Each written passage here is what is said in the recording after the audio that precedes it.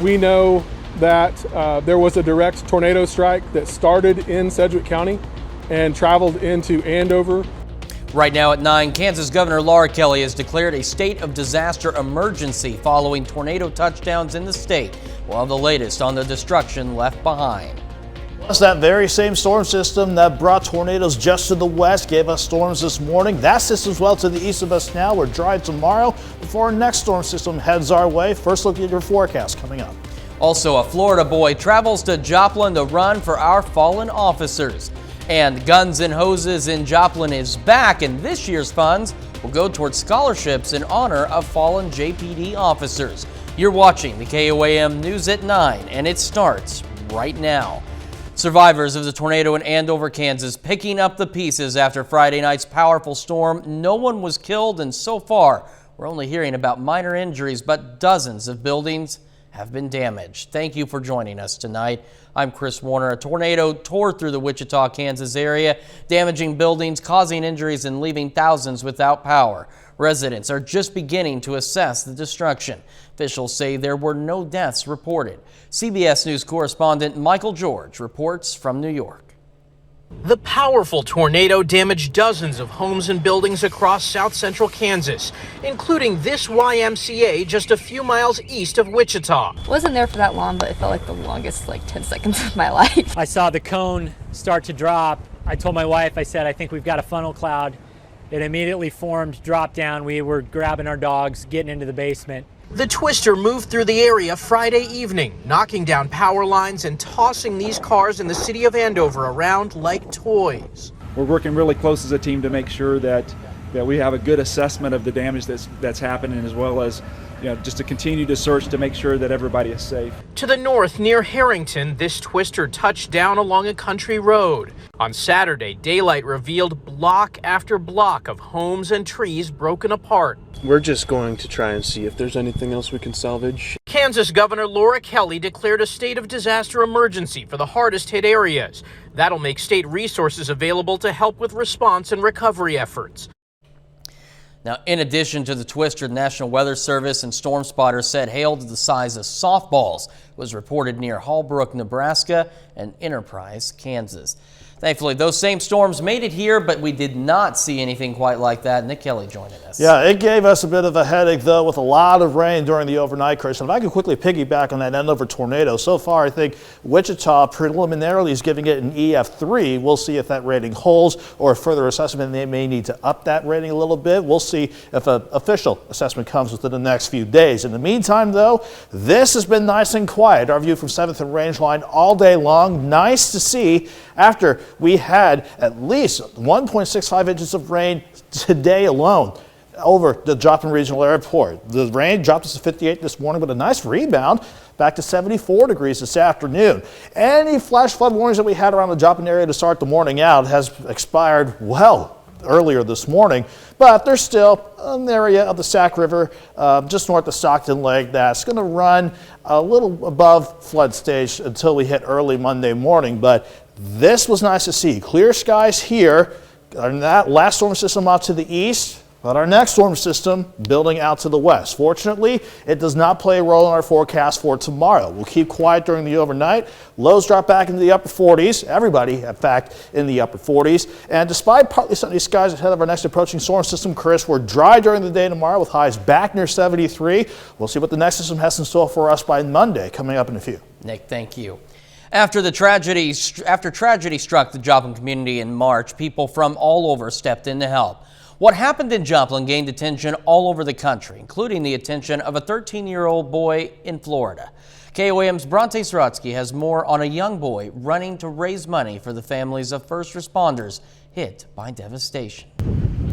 At only 13 years old, Zachariah Cartledge is already making a difference in the world, 1 mile at a time. I started running a mile whenever a police officer or a firefighter passes away across the United States. I've been doing that ever since the start of 2019.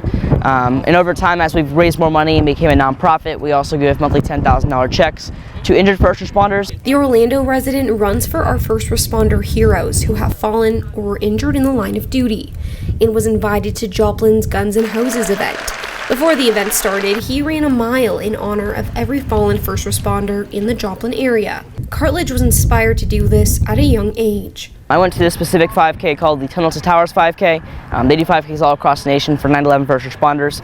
I was inspired enough by that run to raise money for them during the 2018 year when I was about 9 years old. Knowing that we had all these donations in and knowing that I already raised so much for this one organization, I wanted to branch off and start my own organization. Which is how Running for Heroes formed.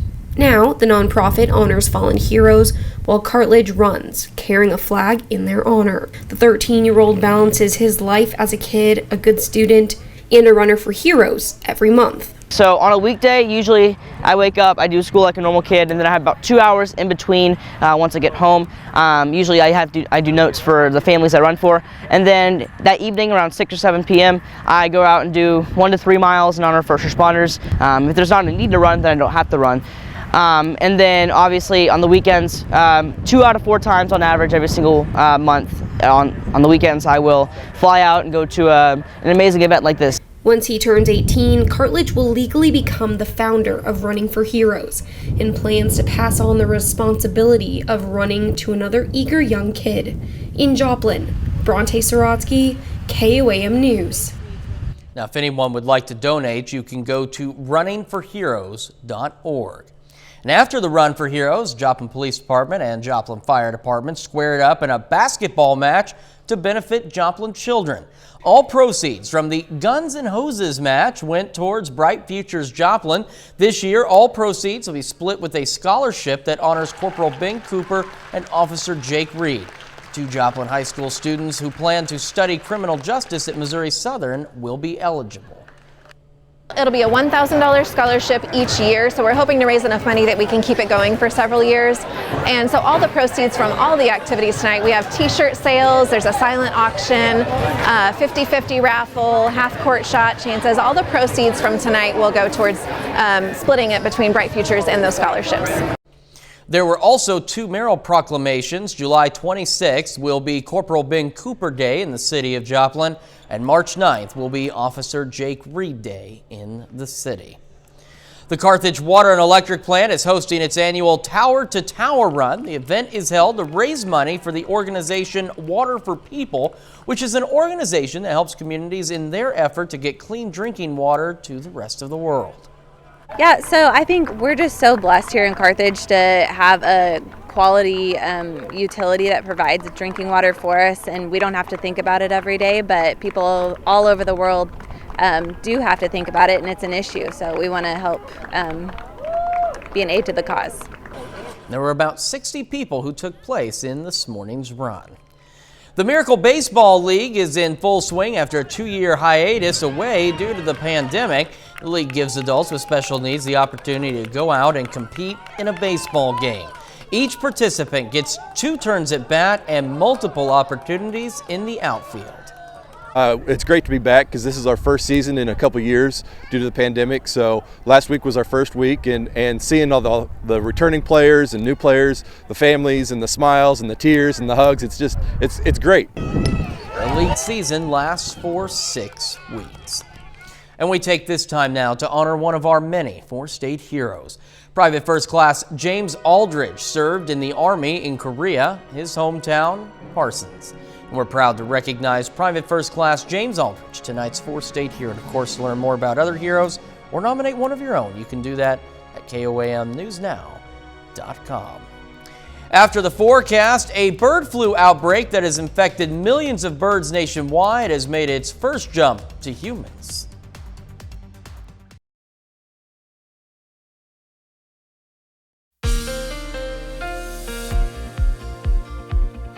Well, after Doug and I kept an eye on things late last night and early this morning, thankfully we enjoyed a nice Saturday once we got the last of the thunderstorms out of our southwestern Missouri counties right after sunrise this morning. But when that line of storms plowed on through, they did pack a bit of a punch. Not much in the way of severe weather, which is a good problem to have.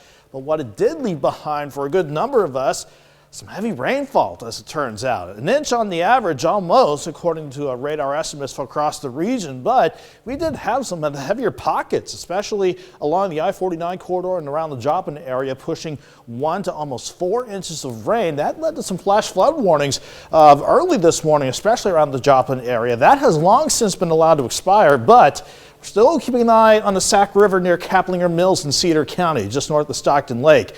That part of the Sac River over the next few days is going to fluctuate above and back below a flood stage. That's going to be a persistent issue only up until about almost 3:30 going into Monday morning. That is going to eventually fall by the wayside as we continue with a quiet evening and a quiet night for sure, and a mainly quiet Sunday before we see the storm tracker get active again with our next storm system on the way in. And the cold front didn't bring a big cool down, but it did live up to its name after we saw mid to upper 70s, a few spots near 80 the other day, into the upper 50s this morning, and at least back near 70 at Joplin Regional this afternoon, with mostly clear skies in place behind our last storm system, which is continuing to prompt strong to severe storms east of the region.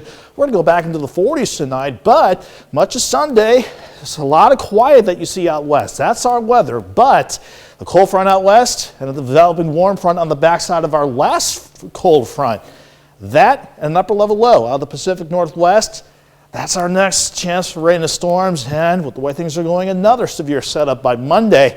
In the short term, though, again, we're quiet and good for the rest of the night. A bit cool with upper 40s to near 50 across much of the region, and ahead of the next approaching storm system, we'll just see partly sunny skies filter in throughout the day tomorrow. But despite the partly sunny skies, that breeze will be much lighter today tomorrow compared to today. 48 in the morning, 67 by noon, highs near 73. While we can get through much of the day on a quiet note, and here comes our first chance for thunderstorms during the overnight heading into Monday morning. I don't think these will pack a punch, but certainly another shot for some rain. I think rain chances will try to hold on during Monday morning. I think a break in the afternoon will at least push us back into the lower 70s. But let's keep an eye on Monday evening and Monday night, because not only could we see a couple scattered storms that could be supercells try to develop in our far western counties.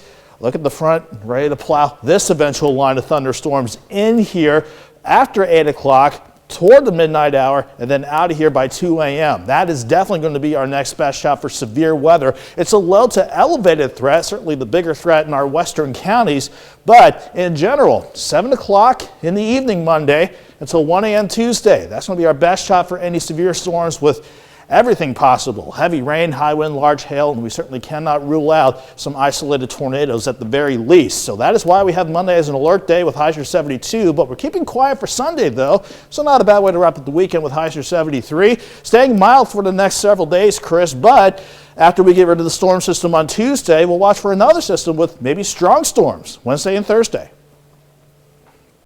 Take a look at this. It's a look at our tower cam sponsored by R.E. Smith Construction as work is continuing on the KOAM More Power project. Not sure what that is? Don't worry. We've got a whole webpage dedicated to it at koamnewsnow.com/power. The bird flu outbreak that has infected millions of birds nationwide has made its first jump to humans. The infected man is a prison inmate in a Colorado pre-release program and was helping to clear chickens out of a bird flu-stricken farm. The man reported fatigue for a few days but has recovered, according to health officials. Recent bird flu outbreaks across the U.S. has caused this to not be the right video in the slightest.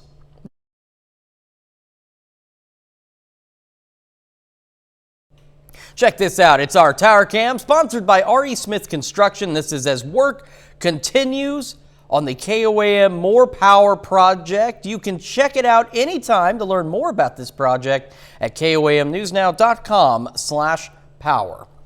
A bird flu outbreak that has infected millions of birds nationwide has made its first jump to humans. The infected man is a prison inmate in a Colorado pre-release program and was helping to clear chickens out of a bird flu-stricken farm.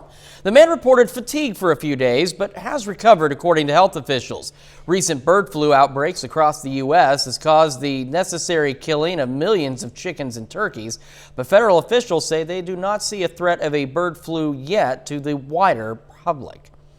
Well, this may sound unlikely, but a dental group says if you don't have time to brush your teeth, just kiss your significant other instead. That advice from dentists who belong to the international dental chain Impress. They say kissing boosts saliva production, which helps rid your mouth of the bacteria and acids that cause tooth decay. In fact, they say 4 minutes of kissing is equal to 1 full brushing session. However, the dentists also say, make no mistake, brushing your teeth is still important and kissing is not a good substitute for dental hygiene. Well, the wife will be happy to know about this. For a woman in Georgia, a routine eye examination led to a startling discovery. The test found she had a tumor the size of a lime. Fox News' Beth Galvin picks up the story.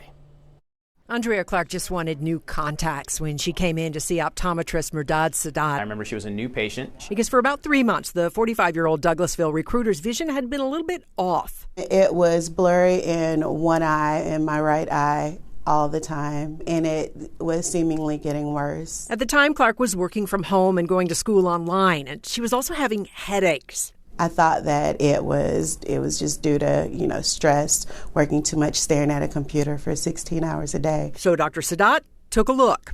Typically going top to bottom, right to left on a patient. And as you do, as I start off with the right eye, I couldn't get her vision corrected in the right eye thoroughly. But when he looked at Clark's left eye, it was perfect. I'm not figuring out what's going on here. So let's run some imaging in the back of the office and take a look at the back of the eye. Dr. Sadat says that looked normal, but he couldn't correct the vision in Clark's right eye. So he asked her to come back for more in-depth testing. And that time, he saw the problem wasn't just in her right eye, but her left eye too. And that's a trigger for us to say, okay, now we may have something in the brain tissue. The only way to know for sure what was happening in Clark's brain was to get an MRI. But with a copay of $400. Miss Clark wasn't able to go October, November. She called back saying she wanted her contact lens prescription filled. So we said, well, I really need that MRI so I can finalize everything. I need to make sure nothing else is wrong. On February 12th of 2021, Clark finally got that brain MRI. And the next day, I will never forget that day. Dr. Sadat called with the results. And he said, so I want to take a second. Do you want to gather your family? He told me that there was a 4.7 centimeter size tumor on my pituitary gland, roughly the size of a lime. The good news is the lesion was benign or non-cancerous, but it was large and it was pressing against Clark's optic nerve, blurring her vision. The surgeon said that this tumor could have been growing for at least 12 years. Clark underwent surgery to remove the tumor. And today? It's much, much better. My vision is back to normal. But my vision is much better. To know that I've been able to help one more person in life puts me at ease and makes me know that I've done a good thing in the world. Up next, a key computer chip maker says shortages in chips could last longer than previously thought.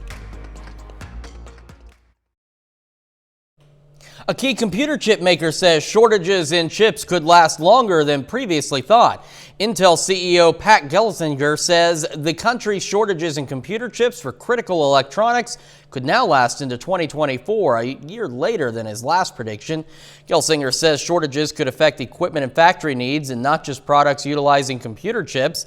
Ethernet, the technology used to connect local area computer networks, could also face supply constraints.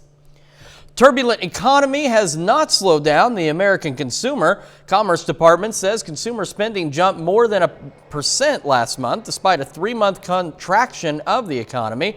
Spending on services was bolstered by demand for international travel, dining at restaurants, hotel stays, healthcare, gas and energy, food and recreation services. This comes as monthly inflation jumped the most in 16.5 years, and the Federal Reserve could hike interest rates by 0.5% next month. The mother of a teenage girl says she was appalled to find out her child was being tracked by an AirTag device during their family's visit to Disney World. She wants all parents to be aware of the risk posed by the tracking device and to know how to keep loved ones out of danger. Fox's Stephanie Bufamonte takes a look. And she literally watched it in real time, follow us from everywhere we were at that point, from the tram all the way back to our vehicle. Jennifer Gaston's daughter Madison got this notification saying an AirTag was tracking her as they were leaving Disney. She says this map showed the device had been following them for about 4 hours through Magic Kingdom. So they quickly looked for it. After not seeing it right away, they jumped in their car and locked the doors, drove away, and called the police. Madison continued to look at the device's location on her phone. As she was refreshing it, it showed the AirTag was still in our parking spot at Disney. So upon us shaking our clothes and frantically dumping everything out of our bags, somehow it fell out. AirTags are small Apple devices people put on things like their keys, so if you lose it, you can track it down using your phone. Security expert David Benson says criminals drop the AirTags in a purse or on a car and use the device to follow people. Some people that have ill will towards others are using it to potentially stalk people, follow people, tag vehicles, high luxury vehicles that they might want to come back and steal. And so even though it's not at epidemic proportions, it's happening enough that it's concerning. If you want to make sure you get that important safety notification sent to your iPhone, there's a couple of things you're going to want to do. First, turn on your Bluetooth, make sure you have the latest update, and have the Find My app. So you'll want to go to your settings, go to privacy, go to location services, make sure that is turned on. Then you're going to want to scroll all the way down. If you have a lot of apps like me, it's at the very bottom.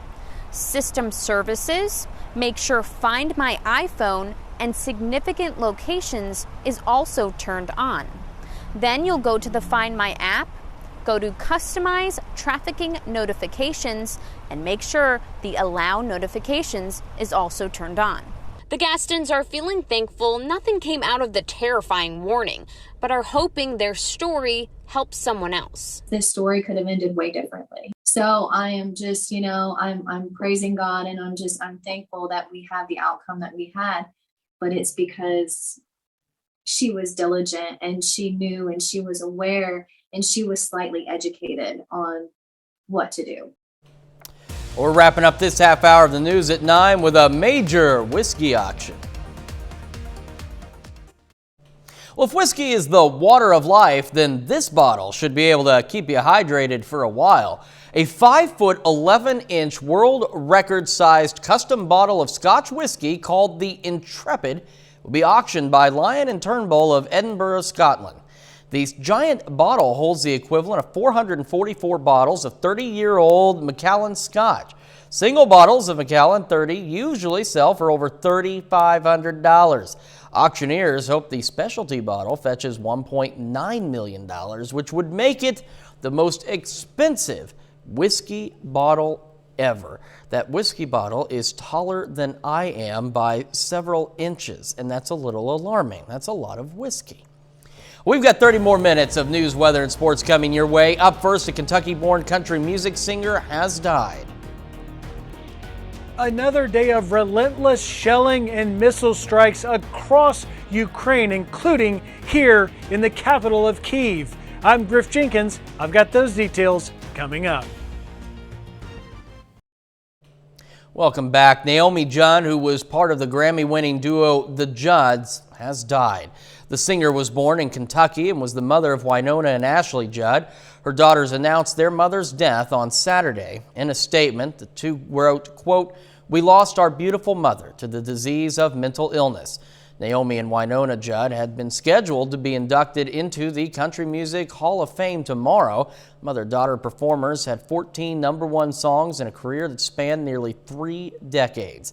They stopped performing 31 years ago after doctors diagnosed Naomi with hepatitis. The Judds' hit included Love Can Build a Bridge, Mama He's Crazy, and Rockin' with the Rhythm of the Rain. Naomi Judd was 76. Law enforcement in Alabama searching for an inmate and corrections officer after both went missing Friday morning. Lauderdale County officials say Vicki White, an assistant director of corrections, left with inmate Casey Cole White Friday morning. The two left the detention center for the courthouse for a reported mental health evaluation for the inmate. Officer Vicki White had been transporting Casey White alone and was expected to seek medical attention afterwards after reporting feeling unwell. Transport vehicle was found a few hours later empty in a shopping center's parking lot. Vicki White has been with the department for 25 years. Casey Cole White is being held at the facility for capital murder charges. The inmate and officer have no relation despite sharing the same last name. Funeral services were held in Arlington, Texas today for a member of the Texas National Guard who lost his life rescuing 2 migrants who ran into trouble while swimming across the Rio Grande. Search teams found the body of 22-year-old Bishop Evans near Eagle Pass, Texas, 3 days after he went missing last week. Texas military officials say Evans was, quote, trying to selflessly help migrants. The local sheriff said Evans jumped into the river without his jacket or radio. The 2 migrants survived. Authorities say they are suspected of being drug smugglers. Hundreds of people gather in Canada's capital on Saturday to welcome motorcyclists who are taking part in a protest this weekend. The bikers are speaking out against government overreach. The convoy is being called Rolling Thunder Ottawa. Organizers say it's being held in support of freedom and military veterans. But according to local media reports, several of the participants are demonstrating against the vaccine mandate for truckers who drive across the border. Opening ceremonies were peaceful on Saturday morning, but Ottawa police said they arrested several people on Friday after a march by hundreds of bikers, pedestrians, and cars in downtown Ottawa turned unruly. The Rolling Thunder event comes less than 3 months after a protest by truckers brought the capital to a standstill for more than 3 weeks. As Russia intensifies its attacks on Ukrainian cities and defensive lines, the United Kingdom is sending experts to collect forensic evidence to bring charges to the Kremlin. Fox News correspondent Griff Jenkins has more from the Ukrainian capital city of Kyiv. Every night there is a bombardment with huge and heavy bombs, and every day there are new deaths. Buildings reduced to a rubble after Russian troops launched a missile attack near Kyiv this week.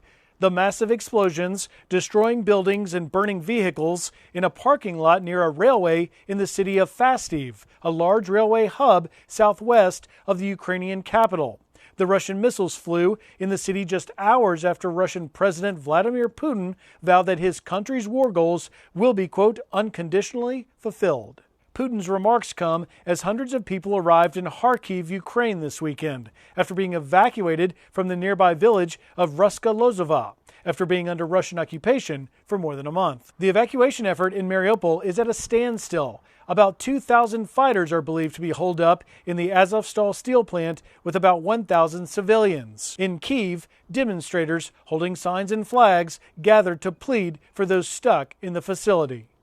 Our guys are rescuing our people, but who will rescue them? Meanwhile, the United Kingdom is planning to send war crime experts to Ukraine next month to collect evidence they would need to bring charges against Russia. We've been talking today about the urgency of making sure justice is done, and that also we call out rape as a use of weapon in war.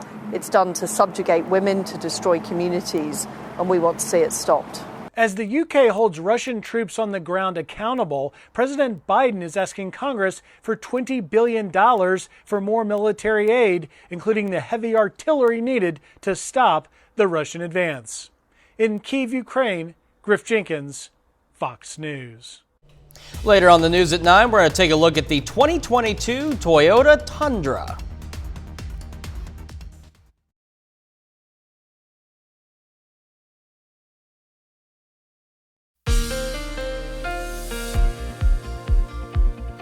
Well, after Doug and I kept an eye on things late last night and early this morning, thankfully we enjoyed a nice Saturday once we got the last of the thunderstorms out of our southwestern Missouri counties right after sunrise this morning. But when that line of storms plowed on through, they did pack a bit of a punch. Not much in the way of severe weather, which is a good problem to have.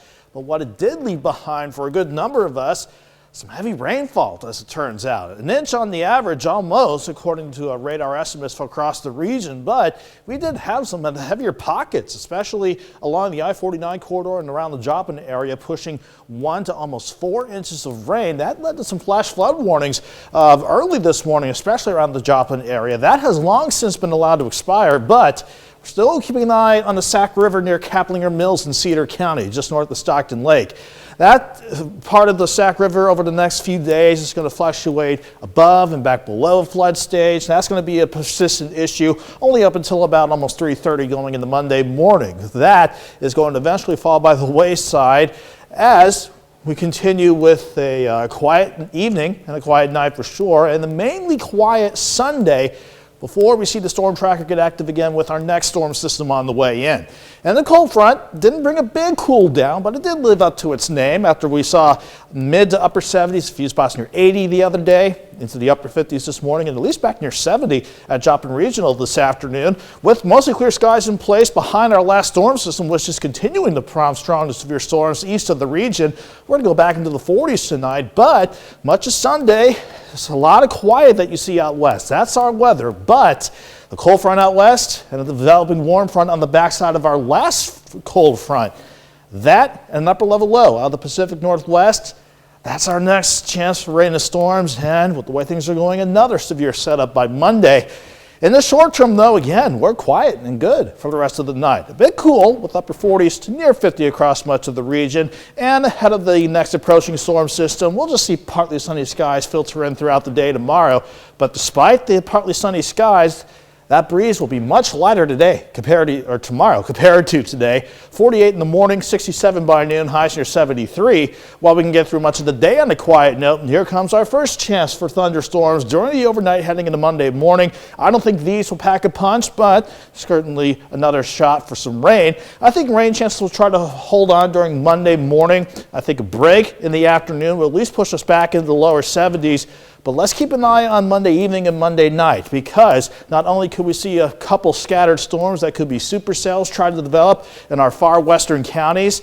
Look at the front, ready to plow this eventual line of thunderstorms in here after 8 o'clock toward the midnight hour and then out of here by 2 a.m. That is definitely going to be our next best shot for severe weather. It's a low to elevated threat, certainly the bigger threat in our western counties, but in general, 7 o'clock in the evening Monday until 1 a.m. Tuesday. That's going to be our best shot for any severe storms with everything possible. Heavy rain, high wind, large hail, and we certainly cannot rule out some isolated tornadoes at the very least. So that is why we have Monday as an alert day with highs near 72, but we're keeping quiet for Sunday though, so not a bad way to wrap up the weekend with highs near 73. Staying mild for the next several days, Chris, but after we get rid of the storm system on Tuesday, we'll watch for another system with maybe strong storms Wednesday and Thursday.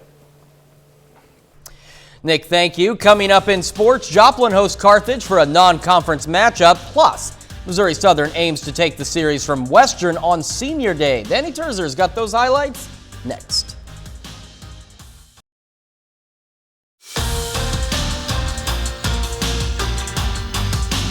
The Lions got off to a good start in their final series of the regular season. Missouri Southern took a dominating win over Missouri Western in the opener on Friday.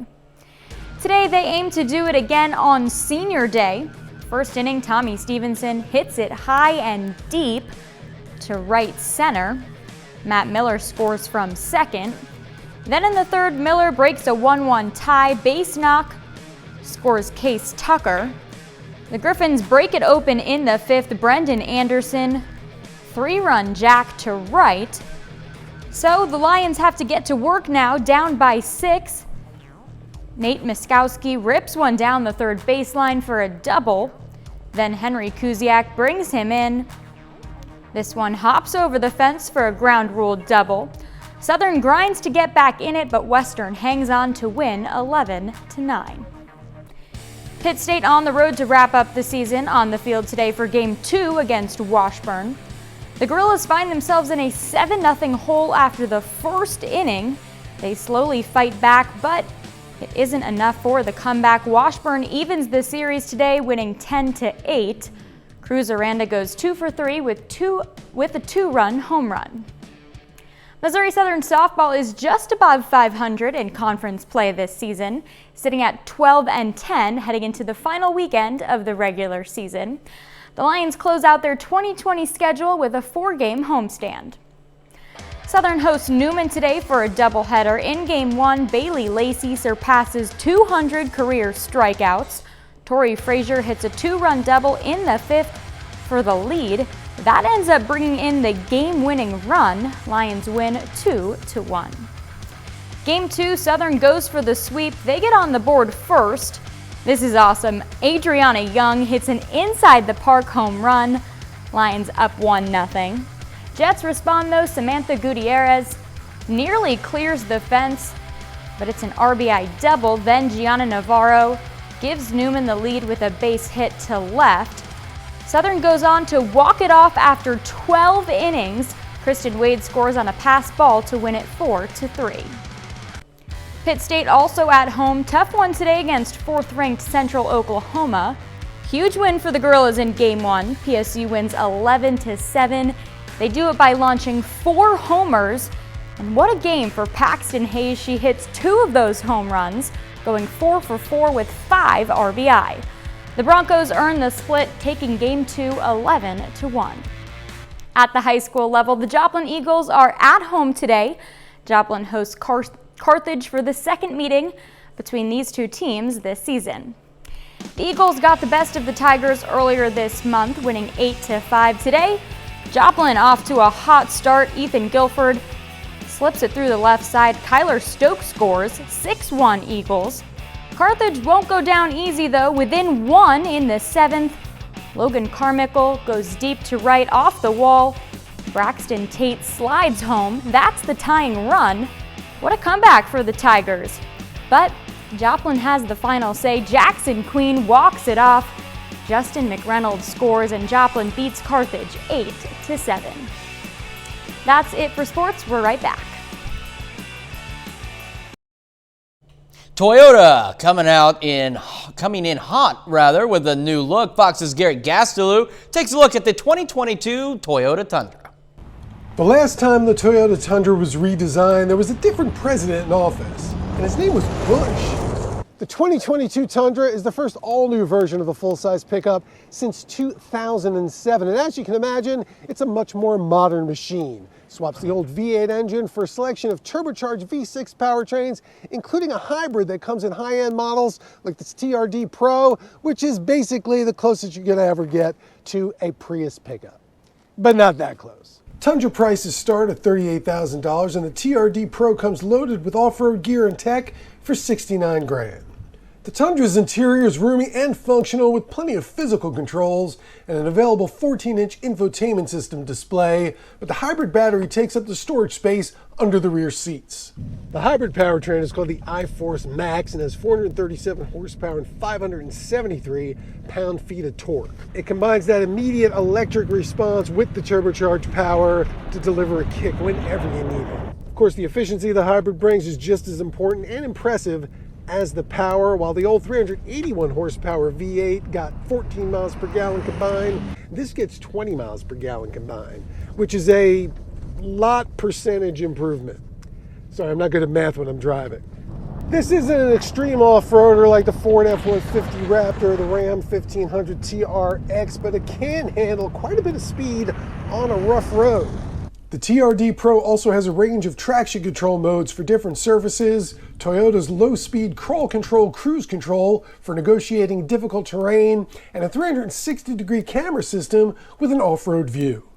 One thing I can't tell you about this quite yet is how reliable it is, and old Tundras were definitely that. They hold their value better than any other full-size pickup, so you have to check back with me in about 15 years to find out how this one's doing. In fact, thinking about it, I can retire in 15 years, so you might have to ask someone else. In the 2022 Toyota Tundra TRD Pro, Gary Gastelou, Fox News. We got a special farewell next. All right, so I've been at KOAM TV for just over 5 years now. Ian Lee has been here for roughly that same amount of time on 2 different tours. Ian Lee's one of our evening news assistants. I call him Seth MacFarlane, and you're going to tell him why. Do I have to? There, just like that, because he sounds like Seth MacFarlane. Ian is leaving us. This is his last night with us, and we wanted to take a moment to say a special farewell because what you don't know is how the people behind the scenes here really make a difference. Without folks like Ian, we can't put a newscast on the air. We've got a great group in our control room. We've got Cameron behind the camera here. Without any of the folks behind the scenes, there's no point to me being here. What's it been like for you over the last several years that you've been here? Well, it's been the best job of my life. You know, it was something to do when I still had school going on. It was a nice part-time job, and it's a wonderful thing. I made so many great connections with people that worked here, and yeah, best job I've ever had, definitely. Moving on to bigger and better things up in Topeka, right? Mm-hmm. All right, so we're going to miss Ian. You're going to miss him whether you realize it or not. And that is our time for now. We'll see you back here tomorrow night. Peace out. Good night, everybody.